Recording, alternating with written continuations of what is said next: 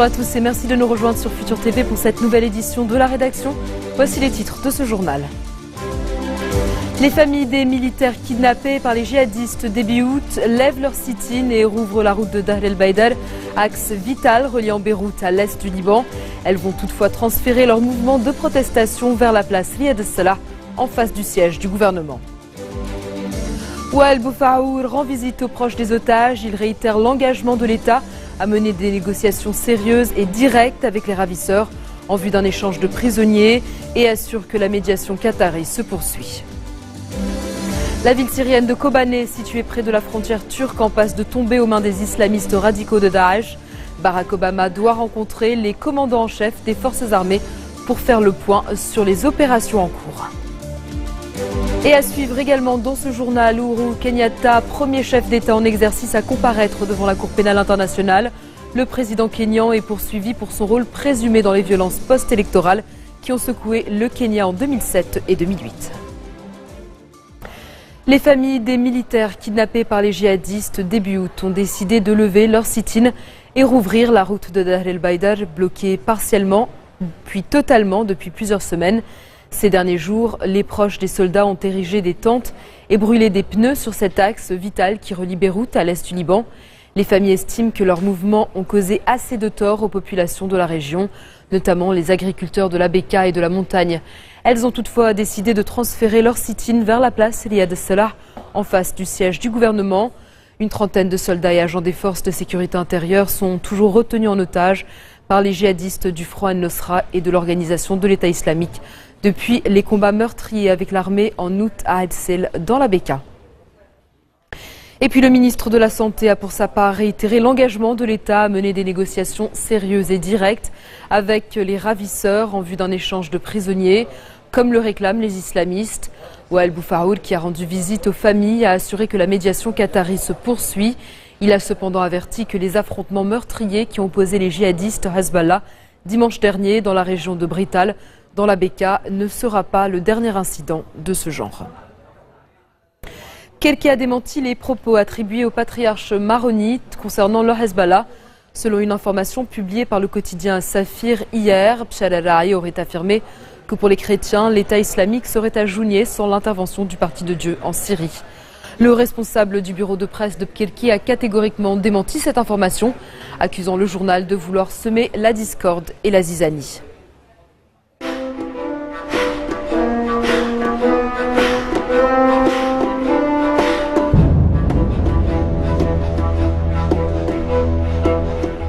De nouvelles frappes pour tenter de repousser les djihadistes alors que Kobané, situé près de la frontière turque, risque de tomber aux mains des islamistes radicaux de Daesh.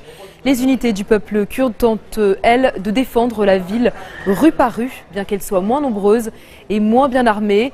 Au moins 412 personnes ont été tuées dans les combats, mais le bilan pourrait s'avérer bien plus lourd. Barack Obama doit d'ailleurs rencontrer aujourd'hui les commandants en chef des forces armées pour faire le point sur les opérations en cours. Un reportage signé Serge Barbary. La coalition internationale intensifie ses raids contre le mouvement de l'État islamique. C'est ce qui a permis à Kobané de tenir, car les djihadistes ont passé beaucoup de temps à se couvrir et n'ont pas pu progresser dans cette ville à majorité kurde du nord de la Syrie. Les combattants ont été contraints ces dernières heures de se retirer de certains secteurs de l'est de la ville et de la périphérie sud-ouest en proie à de violents combats. Une bataille terrifiante selon Washington. Les Américains ont confirmé 5 sorties aériennes entre lundi et mardi. Les avions néerlandais sont aussi entrés en action. C'est bien, mais c'est un peu tard pour les combattants kurdes syriens qui regrettent que les frappes n'aient pas été aussi intensives dès le début de l'assaut des djihadistes. Des centaines de civils sont toujours présents à Kobané où la situation humanitaire devient difficile. Ici, les gens ont besoin de nourriture et d'eau. 400 personnes ont été tuées dans cette bataille depuis le 16 septembre. Une bataille stratégique d'un point de vue militaire, car si Kobané tombe, les djihadistes contrôleront une large bande de terre mitoyenne du territoire turc. Face à cette menace, Ankara a amassé ses troupes de son côté de la frontière, mais les soldats turcs ne sont toujours pas entrés en action. Le président Recep Tayyip Erdogan a d'ailleurs plaidé pour une intervention au sol coordonnée avec les frappes aériennes actuelles. Mais dans les milieux kurdes, on accuse Erdogan de laisser Kobané sombrer sous les tirs des islamistes. Pour empêcher le renforcement de la rébellion kurde qui combattait autrefois en Turquie le Parti des travailleurs du Kurdistan, Ankara a décidé d'interdire aux Kurdes de Turquie de franchir la frontière vers Kobané pour prêter main forte à leurs compatriotes.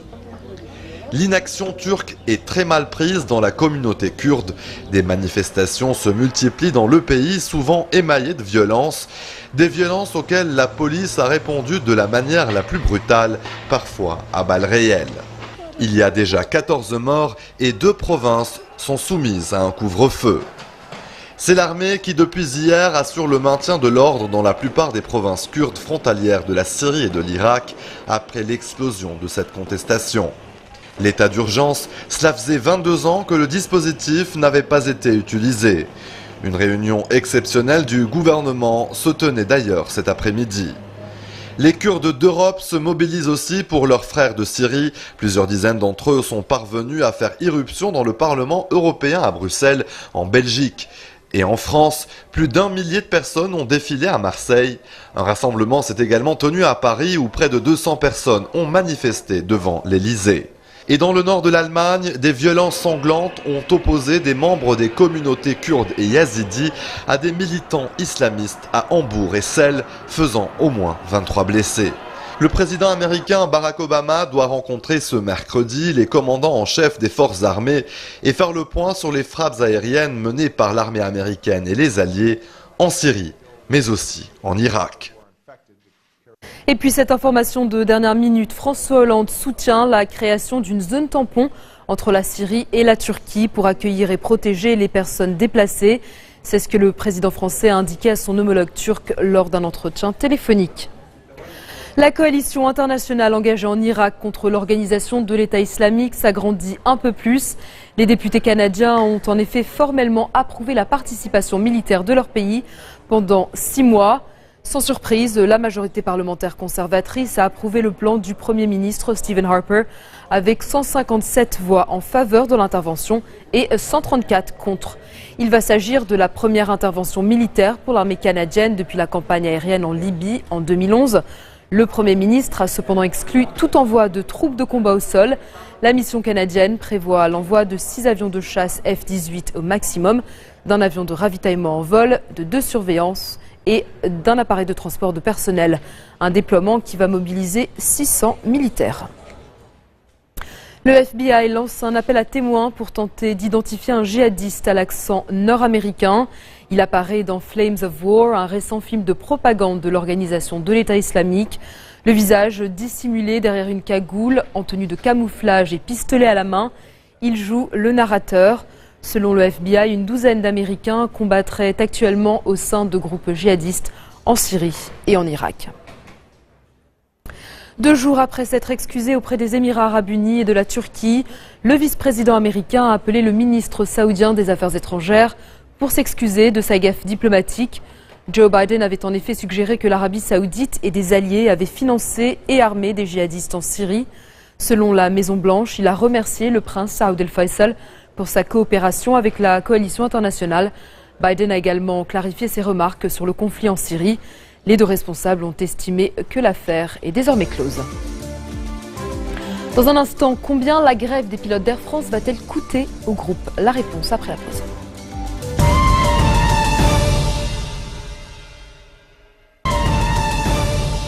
Retour sur le plateau de l'info du 1640. Des dizaines de jeunes Palestiniens ont affronté ce mercredi les policiers israéliens sur l'esplanade des mosquées à Jérusalem. En cause, la visite de fidèles juifs sur ce site extrêmement sensible, vénéré par les juifs comme par les musulmans. 4 policiers ont été légèrement blessés et 5 protestataires arrêtés. Côté palestinien, 17 personnes ont été blessées. Les juifs sont autorisés à se rendre à certaines heures et sous stricte surveillance sur le site, mais ils n'ont pas le droit d'y prier pour éviter toute provocation. Les bureaux du Centre culturel français de Gaza en proie aux flammes ce matin. Un incendie causé par des réservoirs d'essence défectueux. 2 explosions ont eu lieu, puis les flammes se sont propagées dans le bâtiment qui était fermé et vide à l'occasion de Eid el-Adha. L'hypothèse criminelle n'est cependant pas écartée. Le centre, qui a été partiellement détruit, n'est pas géré par des ressortissants français. Les missions diplomatiques et bâtiments officiels français ont été placés en alerte spéciale depuis le début des enlèvements et exécutions d'étrangers par les djihadistes de Daesh et leurs alliés. La bande de Gaza, soumise à un blocus israélien, subit régulièrement des coupures d'électricité et abrite de nombreux générateurs et jerrycans de carburant pour les alimenter. En France, un vaste trafic d'armes sur Internet a été démantelé par la gendarmerie. Des centaines d'armes ont été saisies. Une cinquantaine de personnes ont été interpellées et placées en garde à vue, notamment dans le Val d'Oise, le Var et la Martinique. Certains de ces amateurs d'armes étaient déjà connus des services de police. Les suspects encourent de 3 à 10 ans de prison pour détention ou trafic d'armes. L'opération, baptisée Arme 78, a mobilisé près de 600 gendarmes. En Espagne, une 5e personne a été hospitalisée à cause du virus Ebola. Il s'agit d'une infirmière qui a fait partie de l'équipe soignante des missionnaires espagnols rapatriés d'Afrique. Les autorités ne comprennent toujours pas pourquoi sa consoeur, qui a été le premier cas de contagion en Europe, a pu être contaminée. La patiente a elle-même affirmé à la presse qu'elle a suivi le protocole de protection à la lettre. L'aide-soignante a vécu dans son quartier durant 10 jours avant d'être hospitalisée. Les autorités sanitaires ont identifié une cinquantaine de personnes potentiellement exposées. L'enquête continue pour en identifier d'autres, d'autant que la soignante a présenté des symptômes dès le 30 septembre et n'a été hospitalisée que lundi dernier. 500 millions d'euros, soit 630 millions de dollars. Voilà le coût de la grève historique des pilotes d'Air France KLM en septembre. Une annonce qui a fait chuter de près de 5% le titre du groupe à la Bourse de Paris ce matin. La grève des pilotes a duré 14 jours. Ils s'opposaient aux conditions de développement de Transavia, la filiale low cost d'Air France. Les grévistes ont mis fin à leur mouvement sans qu'un accord n'ait été trouvé. Selon la direction, des consultations informelles avec chacun des syndicats représentatifs vont se tenir pour délivrer les informations prévues sur le développement de Transavia. Et puis je vous l'annonçais en titre, le président kényan devant la Cour pénale internationale. Uhuru Kenyatta est le premier chef d'État en cours de mandat à comparaître. Il a transmis ses pouvoirs à son vice-président durant son séjour à La Haye, aux Pays-Bas, où siège la CPI. Il est poursuivi pour son rôle présumé dans les violences post-électorales qui ont secoué le Kenya en 2007 et 2008. Il a été convoqué pour évoquer les difficultés de l'enquête.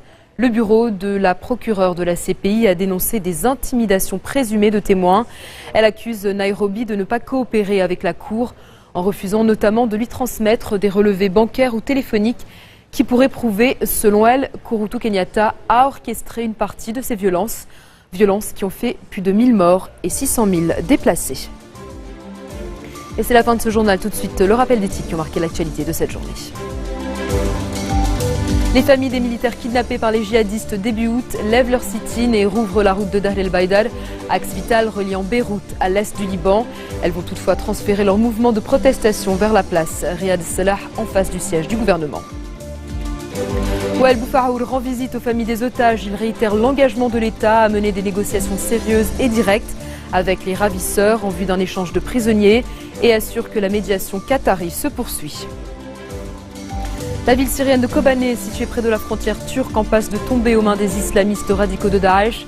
Barack Obama doit rencontrer les commandants en chef des forces armées pour faire le point sur les opérations en cours. Et puis Uhuru Kenyatta, premier chef d'État en exercice à comparaître devant la Cour pénale internationale. Le président kényan est poursuivi pour son rôle présumé dans les violences post-électorales qui ont secoué le Kenya en 2007 et 2008.